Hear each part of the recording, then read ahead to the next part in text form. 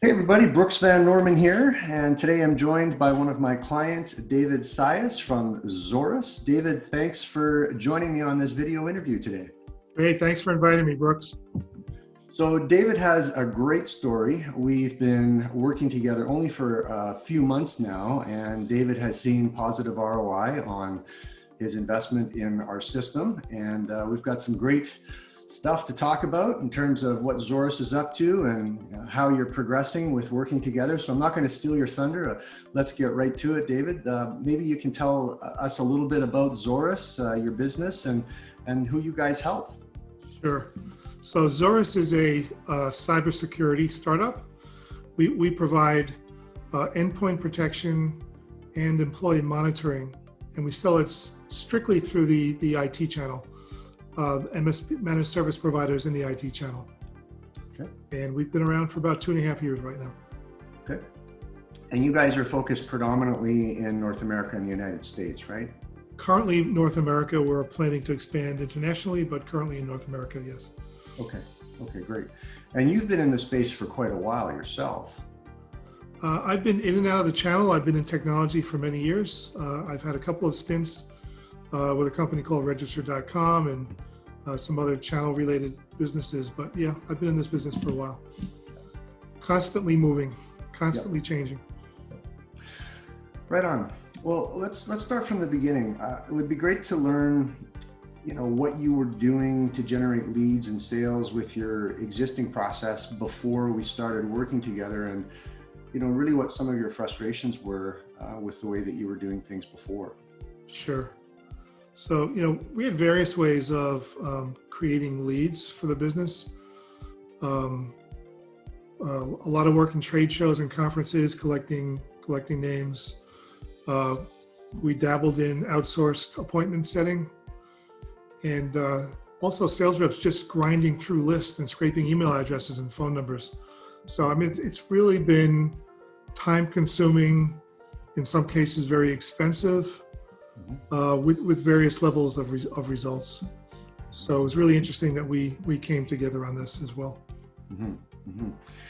Let's go back to the real beginning. How did you initially hear about us, and what was the deciding reason to really do business with us? Sure. That's actually a great question for you, Brooks, because you actually reached out through LinkedIn, one of your processes, to our CEO, who thought it was a really unique way to attract leads. And he immediately responded to you, had a conversation, was impressed, and asked me to investigate this a bit further. And so that's how we got through the same process that you trained us to use. Cool. That's great. So how would you describe what it's been like working together so far? I'd say in general, it's been great. You have great ideas on messaging, how to reach out to clients. Your support is super responsive. I'm really impressed with the way you respond to any questions that I have any time of day, mostly through video chats, which are great because I can go back and reference them anytime I want to. So working with you has really been a really positive experience. Let's talk about messaging a little bit, because I know that was one of the areas where we spent some time. And as you and I have talked, we're in such a busy market in B2B. And one of the challenges so many organizations have is just getting a really sharp point on their messaging so they stand out in their market and differentiate themselves. What would you say have been some of the insights or the benefits that you think you've gained in terms of just working together on the messaging? So when we first started, you asked me to take a first crack at recreating my LinkedIn profile. And by the way, I do have to say that, one of the things that really attracted me to Brooksfield was I absolutely agree with the fact that LinkedIn is not utilized as a real good marketing tool, I'd say, or more importantly, not used correctly as a marketing tool for lead generation. Yep. And your idea of a LinkedIn profile is really wasted real estate as a digital resume if you're not looking for a job. It really is. So why not turn it into a landing page for your business and market off of that? So that really resonated with me. And then when we got together and you asked me to take a first crack at creating sort of the landing page portion of my LinkedIn profile, you had some interesting comments on it. But the bottom line is, back and forth over a couple of sessions, we were really able to hone in on great messaging that resonates to our target market. And that was a great experience working through that.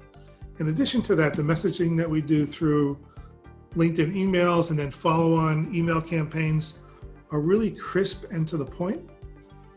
And our business is really dependent upon demonstrations, online demonstrations. So we measure our business on how many demonstrations we can generate week over week. And attracting our target market is kind of hard. A managed service business, most of the main players in them are business owners that their time is really taken up. So it's really hard to attract them. And we currently do two different ways to reach out to them. One through this LinkedIn process that we worked out with you, Brooks. And then another one was more formal sequencing through HubSpot, through our CRM, with probably more detailed messaging and included videos and stuff. And we're measuring them against both. And we're getting pretty good results on both. But the fact that we have both, we can compare them. Pretty equal right now. But the main difference is that this is a longer play that I see it to generate leads, because we're really building relationships over time and building a relationship well enough that we can actually have sales discussions, not jump into them immediately. The fact that the first message that goes out to the clients that I'm targeting is that this is not a sales pitch really resonates. I've gotten a few emails back saying, you had me that this is not a sales pitch, and they actually linked into me. We've had great conversations and built up relationships over that. And over time, I mean, we've created, some pipeline of demos out of this, some pipeline of referrals, because even some of the contacts that we've reached out to weren't the exact target market that we wanted to, but have actually gotten referrals from some of the people I've developed relationships with. So a long way of saying that's in general how we've been working, and it's been working really well so far.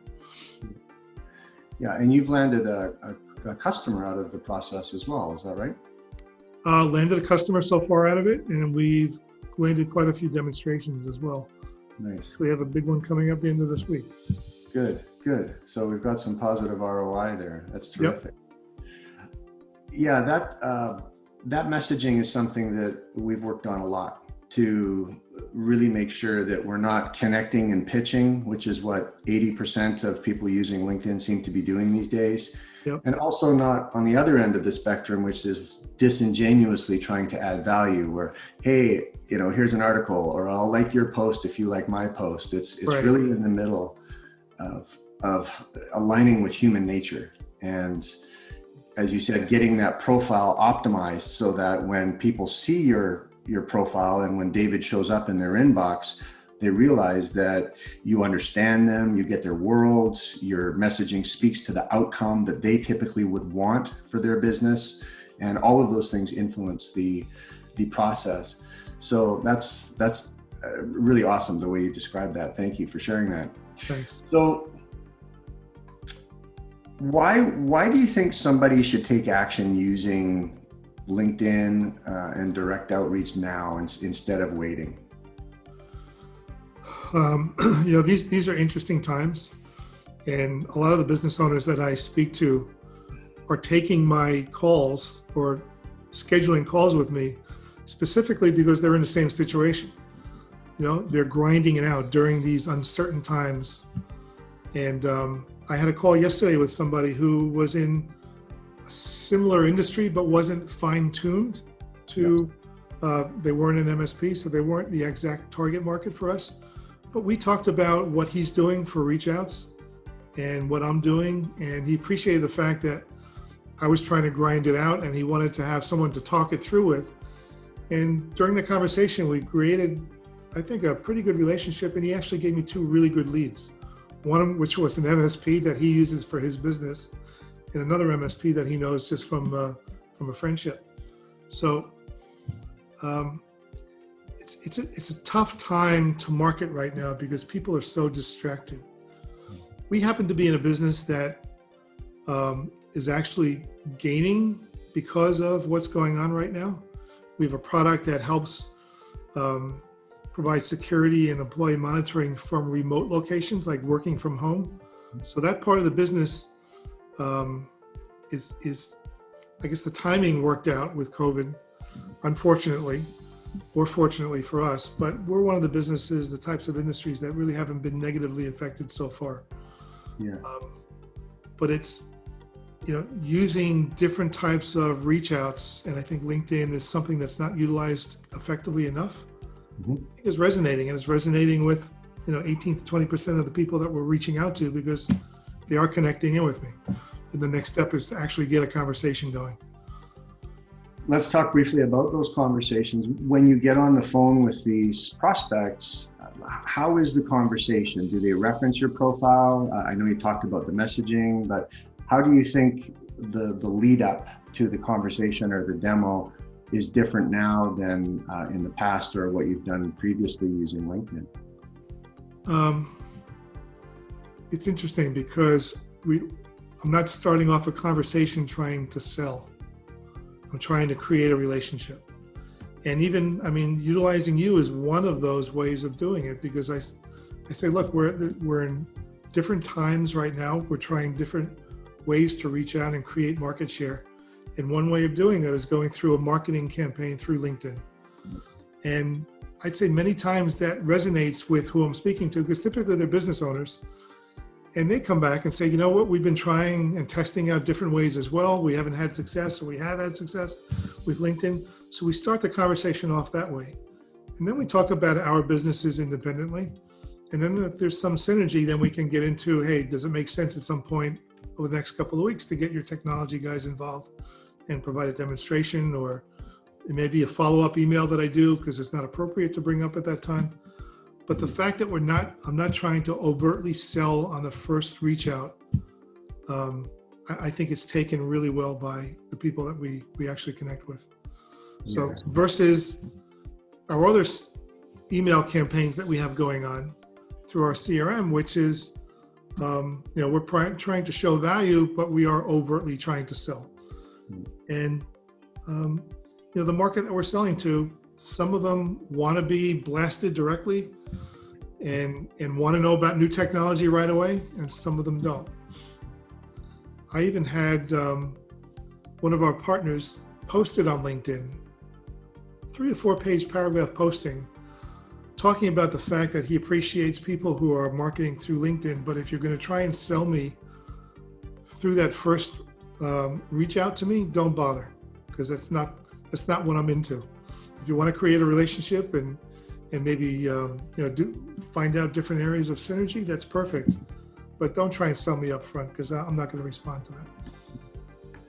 Yeah, you've really got to develop some rapport and some trust and really go through that 2-step sales process you and I have talked about, where you get on that initial call, connect. We're all humans behind these profiles, and if we forget that, the process doesn't work.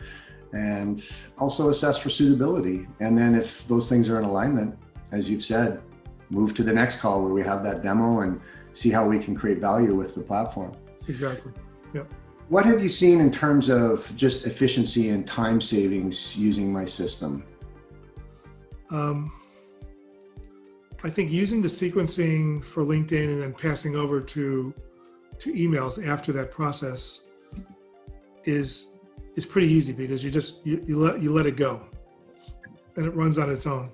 I think the hardest part for me, because we really sell into a unique target market, is getting the list that we input into LinkedIn right on. I think early on, the filtering that I did wasn't sufficient, and we got a lot of, I think over 50% of people we initially got weren't the right target. Then I spent a lot more time filtering down to make sure that those are actually managed service providers we're marketing to. That's starting to pay off because we're getting a higher percentage of connections now than I did earlier on when we didn't have really a good hit rate. So that part is still time consuming for us, and we're trying to figure out ways of making the input of the actual LinkedIn profiles that we're marketing to more targeted. But once it's in there, the process is really easy. Someone links in, we see exactly where we are in the email campaigns or the LinkedIn campaigns that we send out to. We compare that to the CRM that Brooksfield provides. It's all connected to online schedulers, so everything is really connected, very, very efficient from that flow perspective. Early on, I think the biggest part, the biggest input I've had is making people who have actually connected with me that weren't qualified to make them disqualified in the CRM. So that was the most manual process in the back end, but it was caused by me not being efficient in the front end of having the right target market. Yeah, it's a good point. As we've discussed, LinkedIn is a great data source for finding people that you can help. And it's the point of the platform is to network and create value for each other. But unfortunately, as we've discussed also, LinkedIn's storage and indexing is pretty bad. And so the more unique your market, like you and Zorus have, the more we have to invest time up front to really make sure that the people we're reaching out to are a good fit. And that makes a big difference on the back end. But there's also, I think, a competitive advantage for you there too, because most people don't take the time to do that. They just scrape a list or create a list and then start blasting, and it doesn't work because half of the people aren't a good fit. You get people who are upset because they're being pitched something that doesn't even resonate with them. So it's garbage in, garbage out. Yep. Exactly. Yep. That's great. Well, I really appreciate this, David. If somebody watching this interview wants to learn more about you and what you're doing with Zorus, where can they find you and you guys? You can reach out to us on our website, zorustech.com, zorustech.com, or reach out to me directly. I'm on LinkedIn, David Saias. There's not many David Saias out there. SAIAS. Great. Well, David, I really appreciate this again. Thanks. It's been great chatting with you once again. And thank you for joining me on this video interview. Thanks, Brooks. Thanks for your support also. It's been a pleasure working with you. Oh, back at you. I've really enjoyed it and look forward to continuing the relationship. Me too. Take care.